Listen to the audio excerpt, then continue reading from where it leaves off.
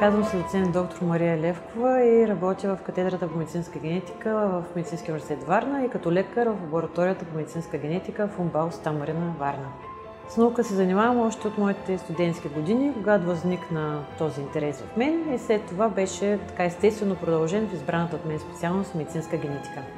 Винаги съм искала да се занимавам с наука, още откакто бях в гимназията и много се радвам, че работя точно в генетика, защото това е най-модерната наука, според мен в момента.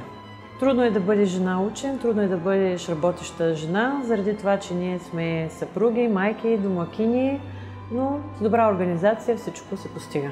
Един мой работен ден започва рано сутринта към 7:30. Може да е първо с пациентите или първо с студентите, в зависимост дали сме в семестър или не. И след това е много динамично, натоварено. Благодарение на моите страхотни колеги минава леко. Когато разбрах, че печеля наградата, много се зарадвах, много така се почувствах горда от себе си, защото това е един мой личен успех и е повод за щастие. Първият човек, на когото казах, на практика са моите колеги, защото когато научих, бях на работа, а след това вече се обадих и на моето семейство.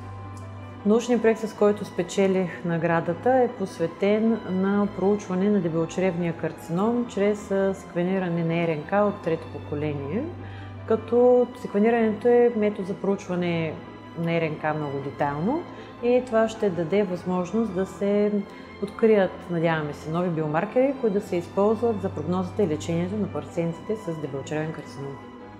На всички момичета, които искат да се занимават с наука, ще дам съвет да не спират да са любознателни и да питат защо, накрая ще намерят отговора на въпроса.